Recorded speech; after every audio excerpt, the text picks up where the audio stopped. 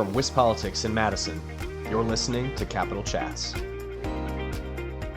Hello, everybody, and welcome to a Capital Chats podcast brought to you by Spectrum. I'm Adam Kelnhofer in the office in Madison today, joined by my colleague Kate Morton to talk about an interview she just did with 3rd Congressional District candidate Rebecca Cooke. She is a Democrat, and she is a nonprofit owner from the western half of the state. So, Kate, what did you and Cooke get to talk about? I'm guessing some congressional issues, right? Yeah, Adam. So we talked a little bit about the 3rd Congressional District race. In the past, she came in second in that primary between State Senator Brad Pfaff against Van Orden. So we talked a little bit about that and if some other people might be jumping into that race. We've heard some things about Representative Katrina Shanklin, Deb McGrath, who ran last time, and Rebecca also just told me some of her priorities going into this next campaign season. Awesome, Kate. So before we get into this interview, can you just tell our listeners why the 3rd Congressional District is such an important race this year? Well, Adam, last year we saw some national funding from Democrats pulled at the last minute in Brad Pfaff's race, so that's something we're going to be watching closely this time around, and so we'll see if there's some more national attention.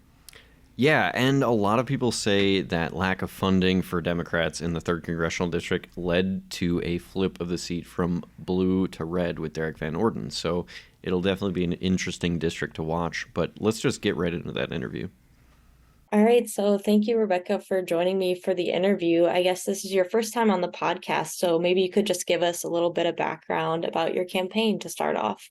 Yeah, absolutely. Well, thanks so much for having me, Kate. It's been great getting to kind of know you over the past couple of years. So, a little bit about myself. I grew up here in the Eau Claire area. I grew up on a dairy farm, showing cattle at a young age. Ran a small business here in the Chippewa Valley for almost 7 years and run a nonprofit that supports women entrepreneurs throughout West Central Wisconsin. I'm still running a small business. I have a little Airbnb business that we do pop-up restaurants at.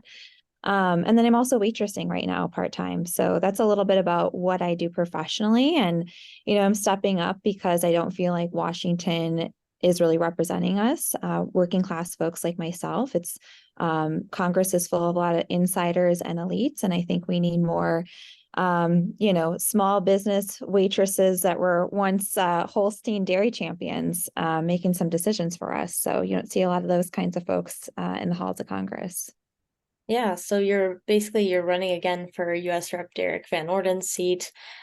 Maybe you could talk a little bit about some of your priorities if you're elected. Yeah, absolutely. So healthcare is one of my top priorities, expanding Medicare to cover vision, dental, and hearing. Both of my parents are, aging and, they get their dental work done in Mexico because it's cheaper to do there than it is in our own country. And so that's something I really am looking at, wanting to change and, waitressing and getting to know a lot of my coworkers. Many of them are not on insurance. I'm on catastrophic insurance myself. So I think really working to improve the Affordable Care Act as it stands and to lower premiums and make just the whole process of accessing insurance easier for folks. A lot of the things too that I hear from people around the district is just the rising cost of everyday goods and inflation. And so, thinking about ways that we can ease the burden of some of that is also top on my list as well. So, and then I would say, since last cycle too, Roe v. Wade was overturned right in the middle of the last election cycle. So looking to codify that into federal laws is something else that I'm very interested in doing. Okay, so talking a little bit about the primary last time around, you placed second in the primary behind Brad Pfaff. I guess, is there anything that you want to do differently around this time? How do you see your campaign, at least like this time around, maybe some different strategies you have? For sure. That's a great question. So I was vastly underestimated, I think, in the last primary. I ended up winning 11 out of 19 counties, which I think was a surprise to a lot of folks, while also being outspent by a number of contenders in that race. And so I was proud of the way we made a dollar stretch to really get our message out, and also the way that we really organized. I think that the message that I have to deliver, particularly in rural communities, is something that's really resonated with a lot of folks.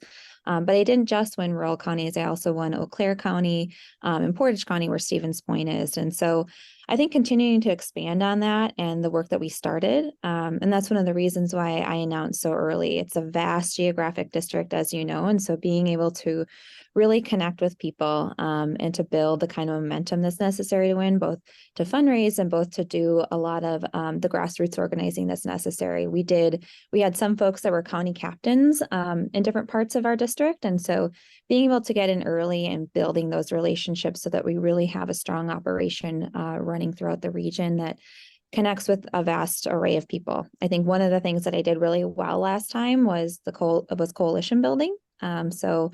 And not just with people in the Democratic Party, but looking to reach across the aisle. There's so much polarization in Congress, extreme left, extreme right, and working to bring people together and find common ground, I think, is going to be one of the most important things. And that takes time. You don't build trust in a day, right? And you don't build trust in just a couple of months. And so I think starting that early is going to be important, and expanding upon that coalition. We had a lot of small business owners, union members, had a ton of union support last time, and the support of farmers, teachers, just a vast array of people. So. Yeah, you mentioned a little bit some of these more moderate Republican voters that you've spoken to. We've seen the district get a little bit redder in recent years. Have you had any conversations with some of those voters and how they're feeling about their representation?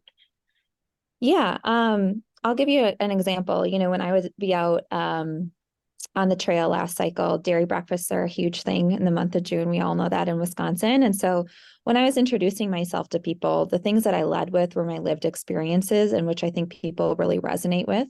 I didn't introduce myself, hi, I'm Rebecca Cooke, I'm a Democrat, or they'd walk right by me. When I talked a little bit more about who I am, the things I believe in, shared values, people were more excited to talk to me about the things that were actually impacting their lives. And so I think being able to not just live in these ideological camps, but to be able to talk through some of these issues from like a values perspective, I think you get more people on board, right? So that's kind of what I intend to do again this time. And I think having that kind of voice that can connect with rural voters is what's necessary to win in a district like this in particular.